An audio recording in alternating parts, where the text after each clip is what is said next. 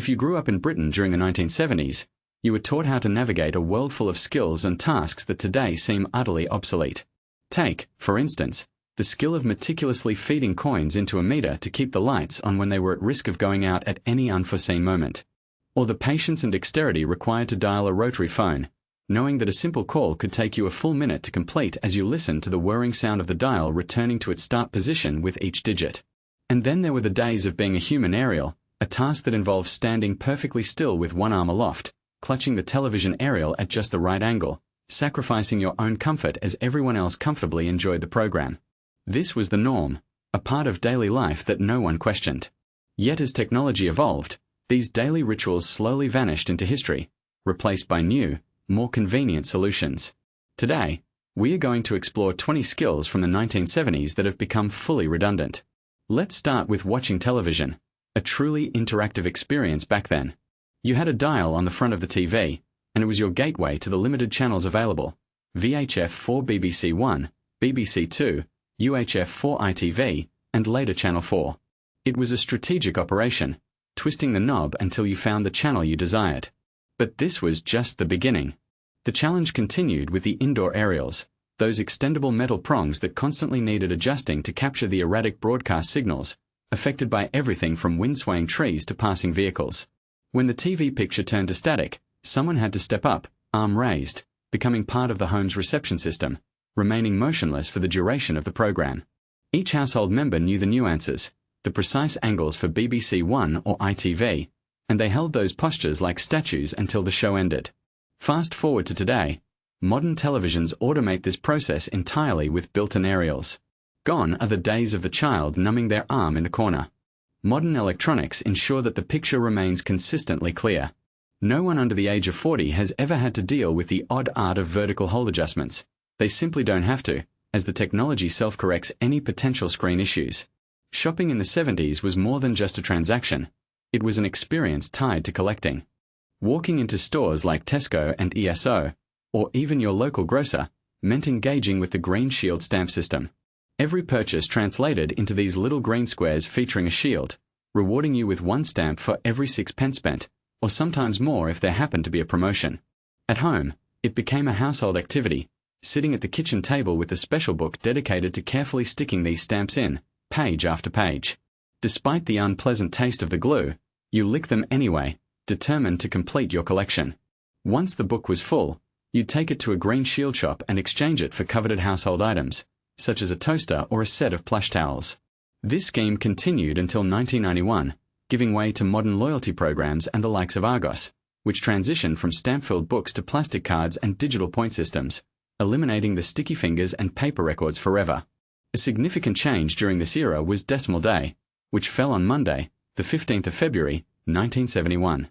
On that day, Britain awoke to a new currency system: pounds and pence instead of the old pounds, shillings, and pence. It was a nationwide shift that required mental adjustments for years to come, as people constantly converted prices in their heads. For instance, sixpence converted to 2.5 new pence, while a bob, or 1 shilling, was now 5 pence. It became common for the older generation, perhaps your nan or granddad, to nostalgically query how much an item cost in real money, holding onto a past system even as the nation moved forward. The old monetary system was ingrained in everyday life, ingrained to such an extent that when the transition to a new system began, it felt as though something fundamental had changed. The new monetary system felt foreign and awkward, lacking the familiarity of the old coins and terms. By the time 1980 rolled around, most people had finally adjusted to the change. A whole new generation, children born after 1971, only ever knew the new currency, completely unaware of the pre-decimal system. As people got used to the new coins, the mental gymnastics of converting between the old and new systems faded away, along with charming expressions like threepenny bit and tanner, which became relics of the past. Imagine this scene playing out in homes across the country. You're comfortably settled in your living room, completely engrossed in watching your favorite television show, perhaps the ever-popular Coronation Street, just as a gripping plot twist unfolds. Suddenly, without any warning, there's a distinctive lurch in the atmosphere as everything around you is plunged into darkness. The realization hits: it's not a power cut but rather a more mundane issue. You're out of electricity because the coin meter needs feeding. Someone in the room inevitably calls out, perhaps with a hint of frustration or urgency, Who's got a shilling? This phrase sends everyone into action, prompting a frantic search around the house. The mantelpiece, the kitchen drawer, and the depths of your pockets are thoroughly searched in hope of finding a long-forgotten coin. Once found, there's a race to the meter, typically located under the stairs or somewhere in the hallway. With a sense of routine, you slide the coin into its designated slot, turn the handle, and with a satisfying clunk, the electricity returns, the lights flicker back on, and life resumes as if nothing had happened. These coin meters were a staple in rental properties, a direct and tangible way of paying for electricity as you consumed it. They started with shillings and later adapted to accept 50-pence pieces after the currency changed, reflecting the broader adaptation to the new system. If you ran out of coins in your possession, it meant enduring the inconvenience of sitting in the dark until the shops opened the next day, or swallowing your pride and knocking on a neighbor's door, hoping they had some change to spare.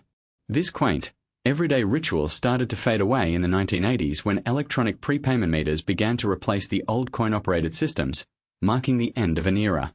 The era of top-up cards and keys marked a significant change, eliminating the familiar jingle of coins in a metal box and the sudden darkness that engulfed you if they ran out during an episode of your favorite show like Coronation Street.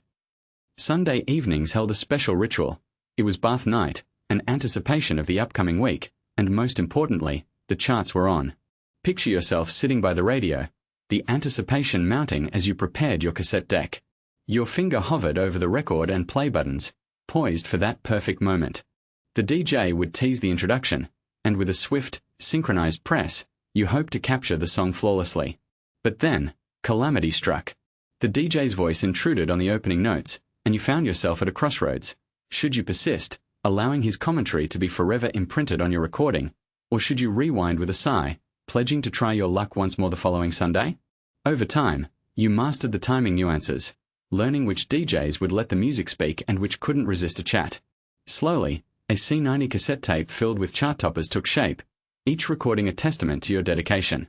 Some were pristine, while others bore traces of radio chatter, yet they collectively formed your personal playlist, crafted meticulously over countless Sunday nights.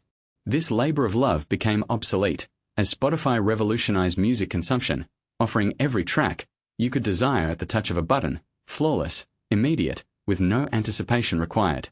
In those days, the household phone, a robust piece of Bakelite, sat in the hallway, its presence undeniable. Making a call was a deliberate process.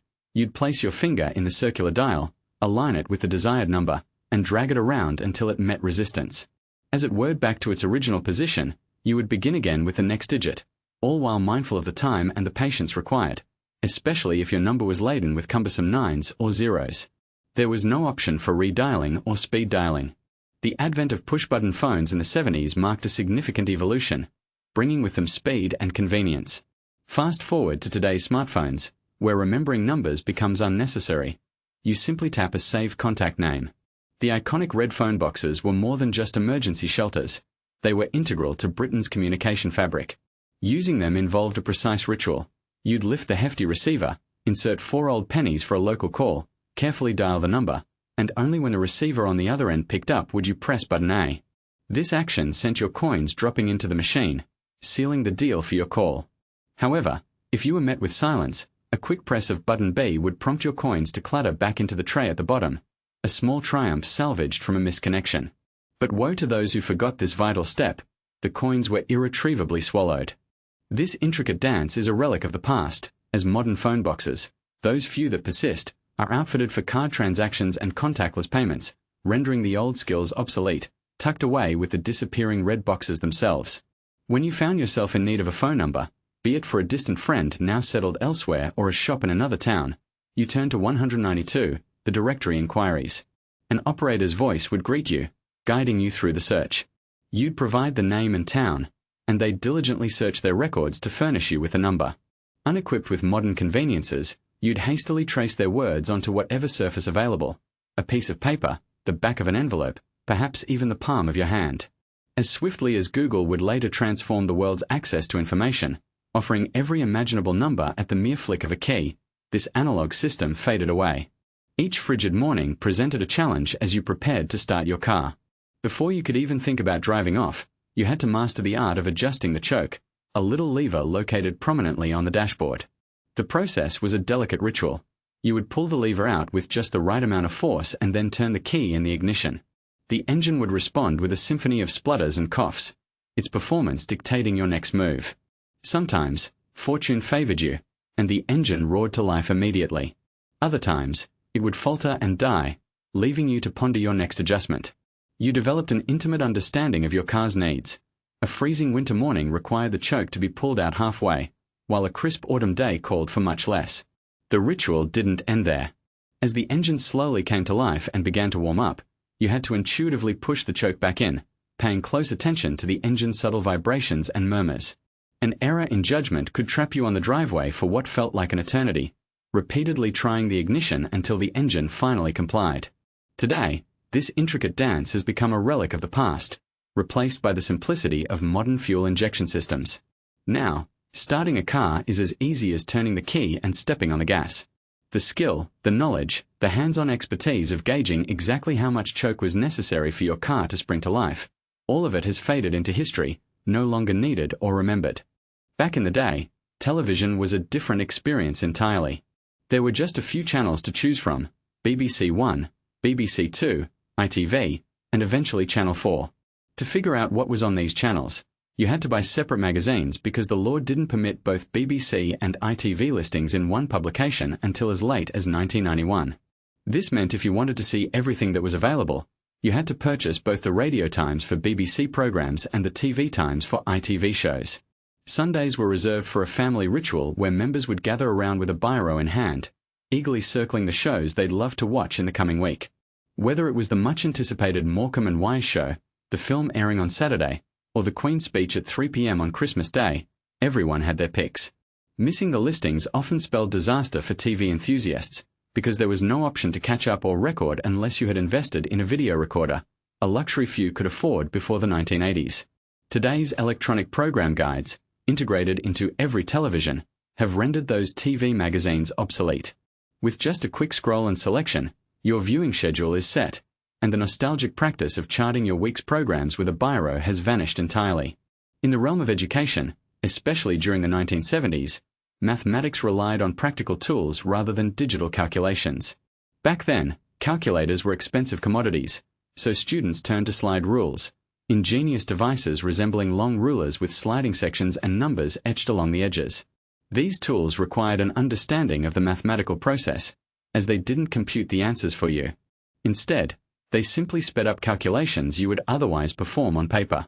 Without a slide rule, students resorted to pages upon pages of logarithmic tables, allowing them to determine solutions through a laborious process of looking up logarithms and antilogs. This painstaking method was eventually replaced by pocket calculators, which became available in the late 70s and widespread by the 80s, thanks to brands like Sinclair and Casio. The introduction of affordable calculators meant the end for slide rules and log tables, which quickly became relics of a bygone era, finding their place in museums rather than classrooms. Television wasn't just for shows. It could deliver text information too. CFAX, the teletext service, was revolutionary in displaying news, weather, and especially sports scores in real time. Well, more or less. You'd press the text button on your remote, key in a page number, and wait patiently as the pages cycled through at their own leisurely pace. If you wanted to check out page 302, you'd sit there as it incremented upwards from wherever it started. Waiting could last anywhere from 30 seconds to a full minute, an exercise in patience. When your desired page finally appeared, there was a sense of urgency, as you'd skim through the content before it moved on. CFAX may have ended in 2012, but it left a legacy, as today's instant internet updates have made such services unnecessary. Photography, too, was an endeavor of skill and anticipation. Loading a roll of film into a camera was a careful procedure. You'd open the back, pull the film from its canister, and thread it onto the take-up spool, ensuring it caught properly before closing the back and winding it to start. Any mistake could mean an entire roll wasted, with 24 or 36 blank frames returning from the developer if the film hadn't advanced properly. Each photo required you to manually twist the lever with that satisfying click, signaling readiness for the next picture. Digital cameras have revolutionized this process, where snapping a perfect photo now takes just a click. Unsatisfied with a shot? Hit delete and try again. No film wasted. The craftsmanship required for working with analog film has become all but obsolete. Even the art of receiving a gift once entailed a customary response. When you received presents from a favorite auntie, a beloved nan, or a close family friend, politeness dictated that you sit down with writing paper and painstakingly craft a heartfelt letter of thanks. This meaningful gesture, often encouraged by one's mum, was more than a formality. It was a cherished tradition that fostered gratitude and connection. Dear Auntie Jean, once upon a time, the tradition of writing thank you letters was as embedded in family life as Sunday roasts. Receiving your lovely jumper, I was tasked not only with appreciating its cozy fit but also with penning a heartfelt note in my finest handwriting. It wasn't merely a courtesy, it was a family expectation. You'd then carefully address an envelope, affix a stamp, and make the short trip to the local postbox. Failing to do so wasn't just noticed, it brought a certain level of parental embarrassment. Nowadays, this sincere gesture has largely been eclipsed by the speed and efficiency of texts and emails. So quick and informal, the art of handwritten gratitude almost seems archaic.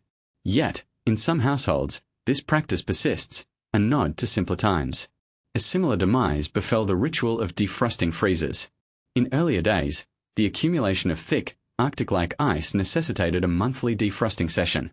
You would diligently unload all the contents and let them reside either in the sink or, on particularly cold days, outside. The freezer, once unplugged, required patience or creative solutions. Some resorted to bowls of hot water or even hairdryers, despite the inherent risks. Slowly, the ice would melt, and with a toweling mop-up, the freezer was ready to be refilled. This could be an hours-long endeavor, but it marked a regular household chore.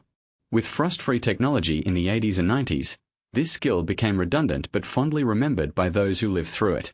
Similarly, collecting and returning glass pop bottles with their small, redeemable deposits used to be an enterprising child's way to earn pocket money. These bottles symbolized a rudimentary form of recycling long before the concept gained widespread recognition. Friends would band together to scavenge for these treasures, swapping them at local shops for a few pence to spend on sweets. This mini-economy vanished with the advent of disposable plastics, and as such, the once ubiquitous routine of exchanging glass bottles receded into memory. Carbon paper, another relic, was once the go-to for duplicating documents, be it letters or invoices.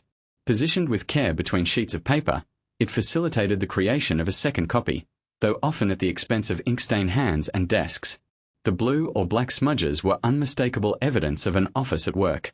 With the advent of photocopiers, then printers, and ultimately digital storage, this labor-intensive process has been rendered obsolete.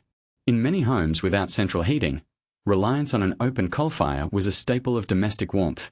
Armed with newspaper and kindling, starting a fire was a skill in itself, a trial in patience and proper technique. Lighting the paper, nurturing the flames, and hoping the coal would catch, only to have to redo it all if the flames faltered. Gas fires and then central heating systems arrived, providing warmth without the ash and embers, leaving behind the need for this particular expertise. And then there was the nightly ritual of television closure, a truly bygone era when programming ceased around midnight. After the final announcement and the national anthem solemn notes, a test card or solitary dot would claim the screen, a humble prompt to switch off and retire for the night. This practice taught viewers to heed the radio times for program schedules, conserving both electricity and patience. With the advent of 24-hour broadcasting, the silence of the night replaced by endless reruns and niche channels, that quaint nightly sign-off ritual became extinct. Reflecting on these eclipsed practices invites nostalgia and